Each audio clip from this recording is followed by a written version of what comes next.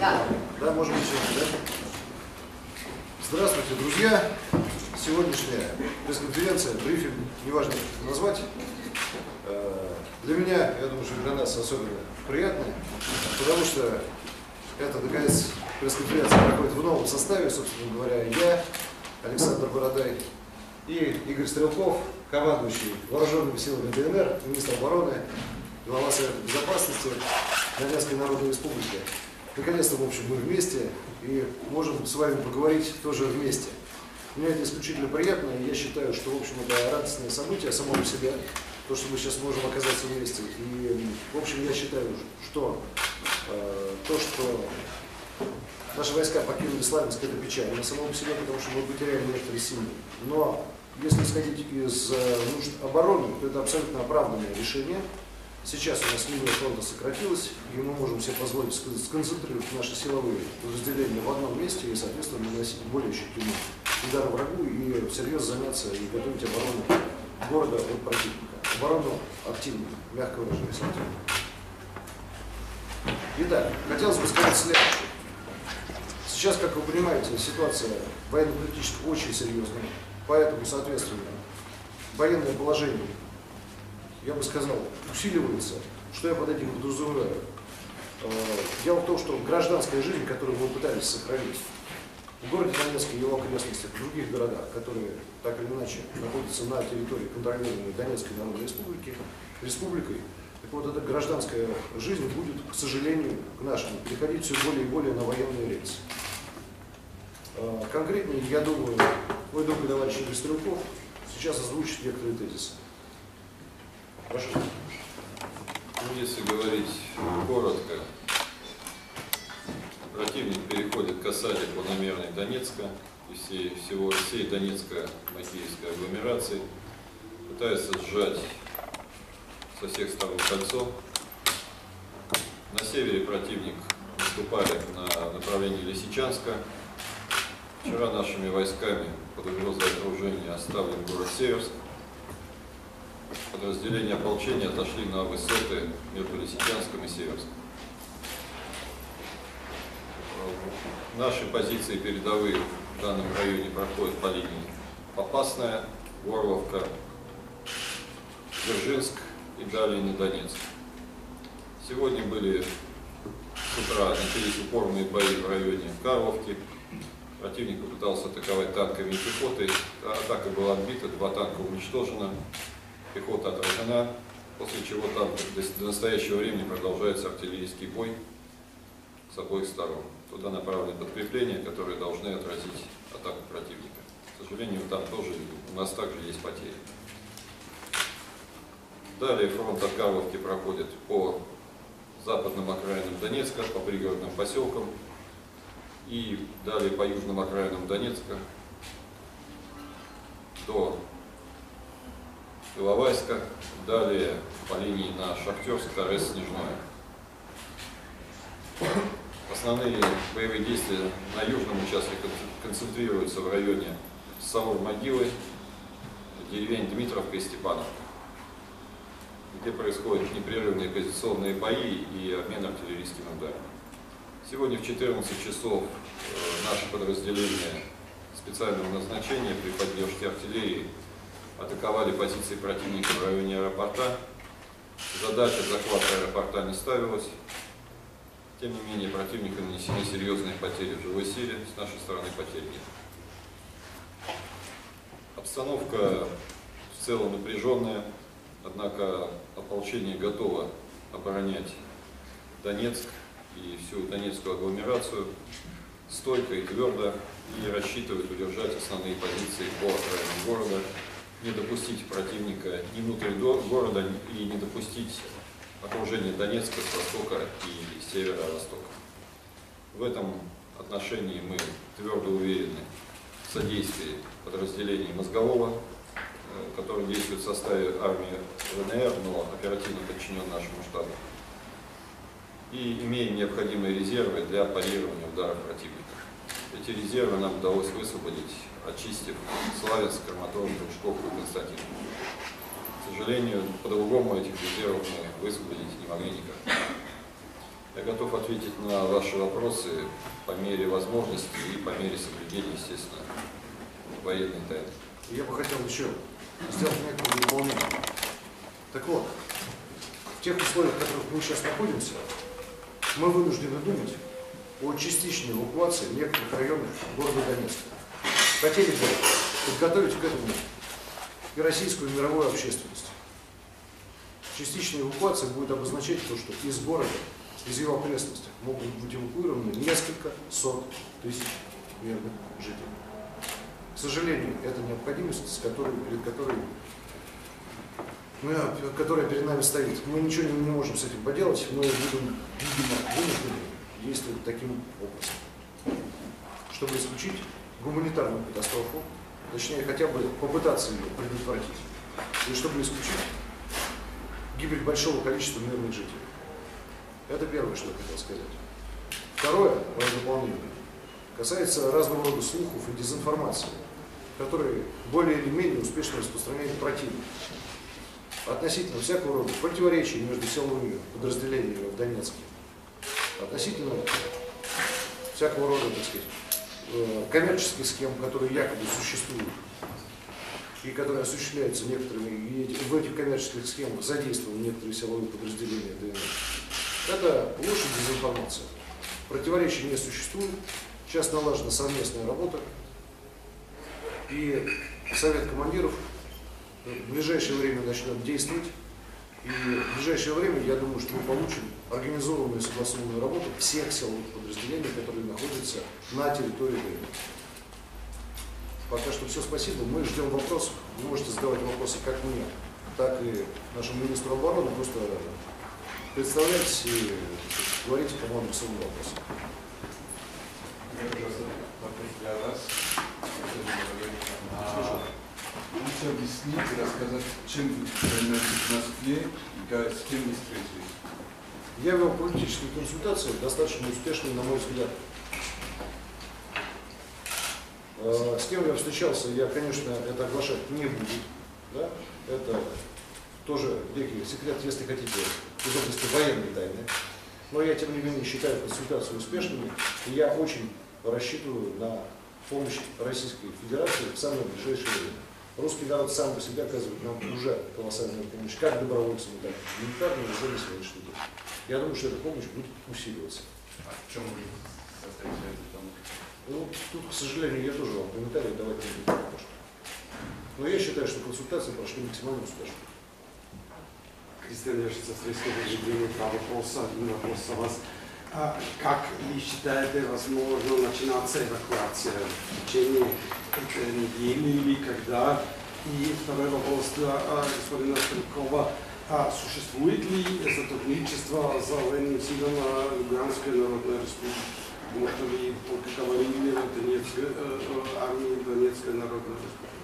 Но поскольку мы являемся должностными лицами Донецкой Народной Республики, мы говорим о Донецкой Народной Республике, сотрудничество между государственными структурами Луганской Народной Республики и Донецкой Народной Республики существует. Это федерация, две части федерации, которая называется Новороссия. Поскольку В ближайшие дни. А куда? Посмотрим, куда люди хотят эвакуироваться. Но я думаю, что все армии практически хотят эвакуироваться на территорию Российской Федерации. Российская Федерация вам пообещала, что примет свою беженцев? С Российской Федерацией мы будем на эту тему разговаривать. Тут проблема не в том, обещает Российская Федерация принять столько беженцев или нет. Проблема в выживании. Российская Федерация не откажется принимать беженцев, потому что не может себе этого позволить. Не может себе позволить отказаться от этого. Как будет устроена эвакуация? Люди будут обязаны эвакуироваться или это будет добровольно? Нет, конечно, это добровольная эвакуация. Просто таковы условия, что людей приходится эвакуировать, и многие очень желают этого. коротко, значит, сейчас формируется совместный штаб силовых структур Донецкой и Луганской народных республик. Место его расположения уже установлено. Формирование практически завершается. В ближайшее время будет сформировано единое командование Новороссии. Это пока все, что я могу сказать по данному поводу. Здравствуйте. Скажите, пожалуйста, какие у вас отношения с Донецкой городской головой? Сейчас одно из изданий интернет заявило о том, что, ссылаясь на свой источник, что руководство ДНР поставили перед Лукьянченко ультиматум в 12 часов принять какое-то решение. Известно ли об этом ультиматуме? Если да, то в чем оно заключается? Я бы не назвал разговор Игоря Ивановича с мэром Лукьянченко выставлением ультиматума. Я знаю, да, опять-таки, я вам говорю о практике информационной войны. Информационная война идет. Я еще не успел доехать до Донецка, но, правда, уже находился на территории ДНР, как до меня дошли слухи, я бы сказал, проверенная информация, сверхпроверенная информация о том, что мэр Лукьянченко поставил ультиматум о том, что он или переходит официально на сторону ДНР, или расстреливается рано утром. Прокомментируйте, пожалуйста. Мэр Лукьянченко, я вам хочу сказать, не расстрелян, да? Но мэр города осажденного, фактически, считайте, на сегодняшний день осажденной крепости, конечно, должен не просто взаимодействовать как-то, а, в общем-то, поддерживать позицию тех, кто в этом городе обороняется. И это решение абсолютно правильное.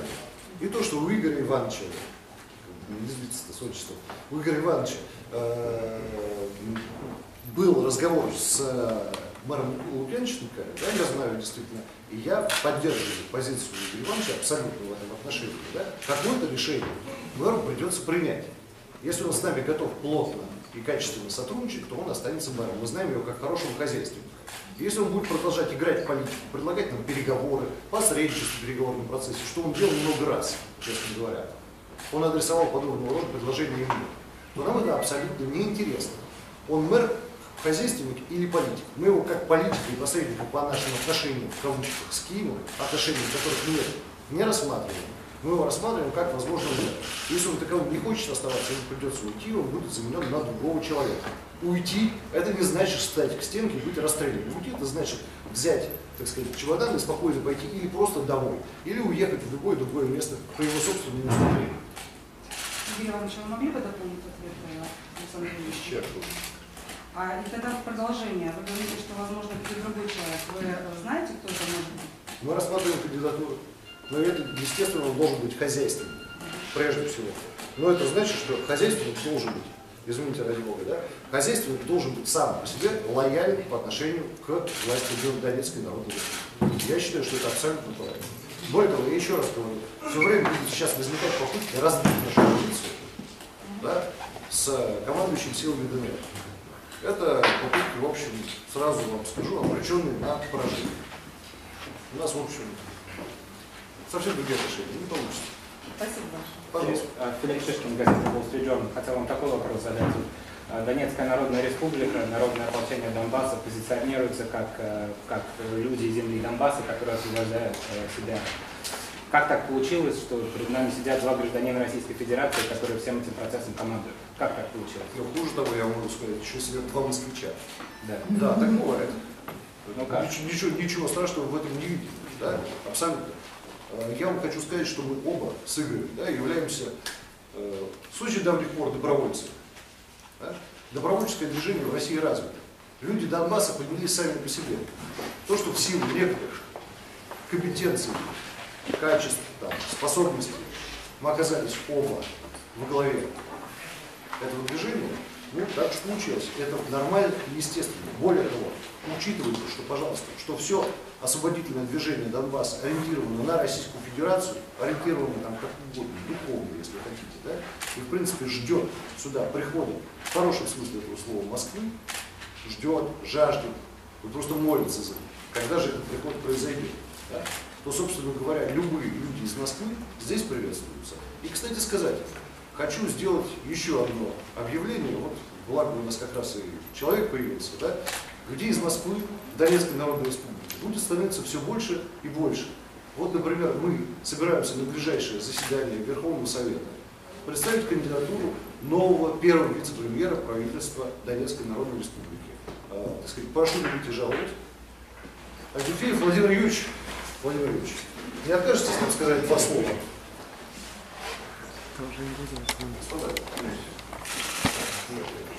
Добрый день, уважаемые господа. А сейчас у нас Юрьевич представится. Я думаю, что это, в принципе, вам, журналистам, должно быть достаточно хорошо известно. Я присяду. Уважаемые господа, коротко себе. Я Адюфеев Владимир Юрьевич, 1951 года рождения, русский, гражданин Российской Федерации. Образование не базовое юридическое, а также Академия государственной службы при президенте Российской Федерации по кафедре национальной безопасности. Я кандидат политических наук, профессор Академии военных наук. Всю свою сознательную жизнь, находясь на службе, я посвятил борьбе с национал-фашизмом Латвии, Молдовы, теперь Украины. Я и Грузии. Я имею государственные награды советские, приднестровские, российские, Абхазии и Южной Осетии. Я говорю не для того, чтобы похвастать, а просто обозначить точки приложения своей компетенции и реализации своих возможностей. Я приглашен руководством Донецкой Народной Республики для организации работы правоохранительных структур, поскольку национал-фашисты Украины, развязавшие войну под руководством киевских правителей против народа Юго-Востока, ведя боевые действия, значительно дестабилизировали и разрушили работу данных структур. Перед собой я вижу задачу, опираясь прежде всего на местные кадры правоохранителей, воссоздать деятельность этих структур для того, чтобы каждый гражданин Донецкой Народной Республики, прежде всего, был четко уверен, что его и физические, и имущественные права защищены. Свою деятельность я буду организовывать на строгом соблюдении закона, действующего законодательства, высшей справедливости и высокой гражданской позиции. Воинское звание генерал-лейтенант. Прошу вопросов.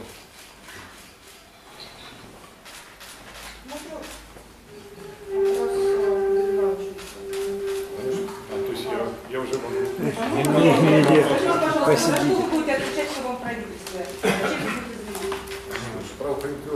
Госбезопасность, МВД, суды, юстиция, тамошняя. И прокуратура, мы взаимодействуем с прокуратурой. То есть силовая структура полностью. Не так, не совсем. Воинская составляющая исключается, это прерогатива руководителя республики. Мы, безусловно, будем строить наши отношения в контексте взаимодействия, обмена информацией, планирования совместных операций по обеспечению защиты государства Донецкой Народной Республики. Спасибо. Сегодня приехали? Вы сегодня приехали из России? Да, сегодня. Ваша фамилия? Антюфеев. А-Н-Т-Ю. Можно вопрос?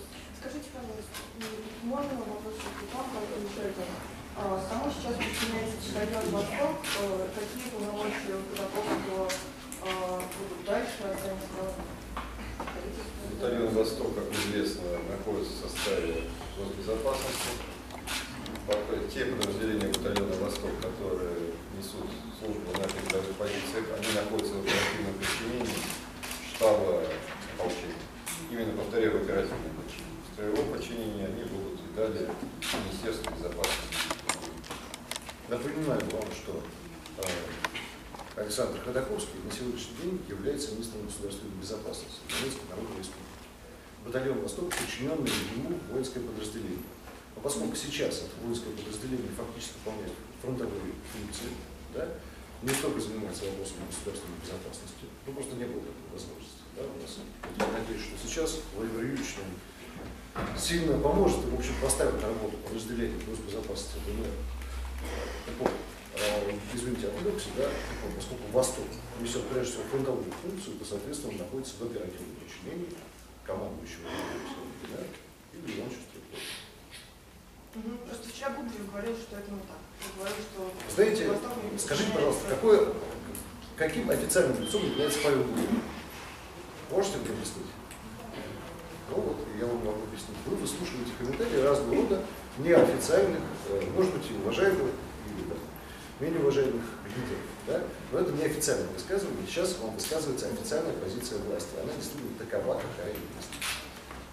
Можно еще спросить, на тот случай, если, не дай бог, ситуация в Донецке станет такой же критической, как в Славянске, предусмотрен ли план такого же сомнительного, безболезненного для мирных жителей ополчения отхода войск? Нет.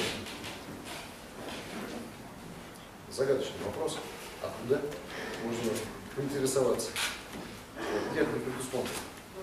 Мы будем оборонять территорию Донецкой Народной Республики. Мы не просто будем ее оборонять, мы ее будем очищать от оккупации, от оккупантов, которые действительно сейчас держат под контролем очень значительную часть нашей территории, но я уверен в том, что это абсолютно временное явление. А можно на этой почте вопрос? У нас я из Мариуполя представитель. И дело в том, что я хотела бы от вас услышать какие-то ободряющие слова для нашего города. Очень сложно. Мы знаем, что очень сложно. Что я могу сказать? Держитесь. Я думаю, что мы придем на помощь. Постараемся это сделать в самое ближайшее время. Вы прокомментировали заявление Кургиняна.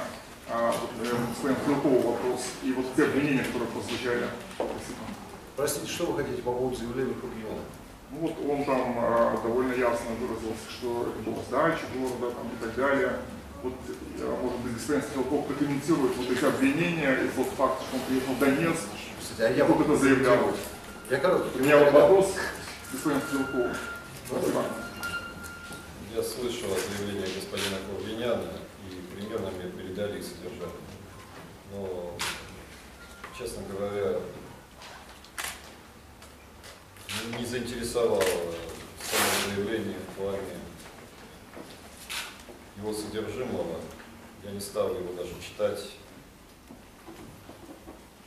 Дело в том, что в своих повседневных действиях я руководствуюсь в первую очередь, во-первых, военной целесообразностью, во-вторых, своей совестью.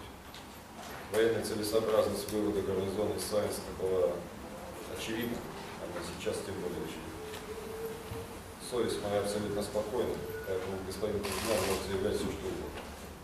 И, кроме того, как сказать, может быть немного досадно, что человек, статьи, которые аналитические выступления ранее вызывали у меня интерес и уважение, разразился достаточно некорректными высказываниями. Но в целом они меня не задели. Что, собственно говоря, я ему высказал в вечернем телефонном разговоре, пригласил к себе просто на беседу, достаточно корректным тоне, более чем корректным. Но, видимо, он испугался каких-либо действий с моей стороны и не приехал. Ну, если воспользуюсь случаем, можно передать ему, что, еще раз повторяю, меня нисколько не задело его заявление. Я готов даже пообщаться с ним спокойно, военным режимом. Позвольте я тогда добавлю кое-что по поводу заявления господина Кургиняна. Вот я, честно говоря, испытывал очень большое желание арестовать господина Кургиняна. Единственным препятствием послужило мнение Игоря Стрелкова. Потому что я считаю, что это высказывание не только хамское по форме, недопустимое по содержанию. Более того, оно является фактически элементом вражеской украинской пропаганды. Конечно, я бы не стал долго содержать господина Кургиняна, я бы просто отправил его туда, откуда он по сути своего заявления пришел. Украинской позиции. Потому что такое впечатление, что господин Кургинян работает исключительно в целях украинской военной пропагандистской машины. Собственно, выполняет ее напрямую ее заказ. Естественно, возникло много слухов разного рода о том, что господин Кургинян приехал сюда не просто так, а по велению кого-то из Кремля или какой-то кремлевской башни. Я могу сказать, что все-таки, будучи профессионалом в своем деле, будучи в то время, когда Кургинян отсюда вещал, находясь в Москве, я, как вы понимаете, навел справки. Вот Кургинян не представлял никакую кремлевскую структуру, да, мягко выражаясь, или прокремлевскую, или околокремлевскую. Он приехал сюда по чему-то другому заказу. Я думаю, что заказчиков работы и деятельности господина Кургиняна надо поискать существенно западнее города Москвы. Могли бы прояснить ситуацию все-таки с Востоком? Вот вчера Павел Дубарев говорил, что он не подчиняется руководству ДНР, что он переехал, например, Восток в Макеевку и обещал, что вот в ближайшее время мы узнаем какие-то факты, источником которых он хотел быть. Вот какая сейчас ситуация? Павел, С вашей уникальный стороны? источник информации, я вам хочу сказать. Слушайте больше. Будете получать массу разнообразной информации. С Александром Ходаковским я беседовал вчера. Никаких такого рода проблем нету на данный момент. Александр Юрьевич, все-таки Павел Губарев назначен руководителем мобилизационного управления. Да, известно. я забыл. Совсем не дезавуируете его. Совсем не буду. Просто я хочу сказать, что политические заявления в его компетенцию никак не входят. Дамы и господа, имеется, конечно, как в любом случае, когда партизанское, по сути, движение начинает превращаться в регулярную армию, естественно, происходит масса коллизий непредусмотренных, масса столкновений личных каких-то амбиций, интересов, прочих непредусмотренных уставами вещей. Тем не менее, придавать им какое-то критическое значение вот этим всем незначительным стычкам, несостыковкам, отсутствию взаимопонимания не стоит. Господин Ходаковский бывал у меня в Славянске дважды в конце апреля текущего года. И мы с ним нашли тогда вполне нормальный общий язык и договаривались о определенном взаимодействии. Я уверен, что мы с ним при личной встрече обязательно найдем этот общий язык вновь и будем действовать совместно рука об руку. Что касается всего остального, то могу сказать, что подразделение батальона «Восток» сейчас непосредственно взаимодействует с ополчением, выполняет боевые задачи, выполняет их не первый день. А координация между штабами «Востока» и штабом ополчения, она существует с первого дня нашего прибытия в город Донецк. Знаете ли вы еще, сколько людей до сих пор выпустили город Донецка? Потому что я слышал сегодня представителя ОБСЕ, который сказал, несколько 100 тысяч людей уже уехали из Донецка. Это правда? Это... Вы кому обращаете вопрос? Ко мне? Да? По моим данным, Донецк покинуло на сегодняшний день более 70 тысяч жителей. Это правда, действительно, не 100 тысяч, а более 70. Естественно, этот процесс будет продолжаться. Чем хуже будет становиться ситуация, чем она будет более опасной, да, для физического существования, чем она будет более сложной с социальной точки зрения, естественно, тем больше будет этот поток. Напомню, что я уже на многих пресс-конференциях, брифингах говорил о том, что Донецк и Донецкая Народная Республика, территория вообще Донбасса, не просто угрожает гуманитарную катастрофу, она, в общем, уже наступила. Просто она, как любое явление подобного рода, не возникает мгновенно, да, во всей полноте своей, да, а развивается постепенно эта ситуация. Так вот, эта ситуация, она постепенно развивается, и ситуация становится все хуже и хуже. Понятно, что в Славянске она существовала давно, и там ситуация была совсем плохой, да, но о ней я рассказывать не буду. Понятно, что здесь она также будет стремиться к ухудшению. Понятно, что люди будут покидать город и другие населенные пункты, находящиеся на территории ДНР. Это естественно. Мы пытаемся им в этом помочь. Еще хочу сказать, так сказать, может быть, напоследок сегодняшнего дня.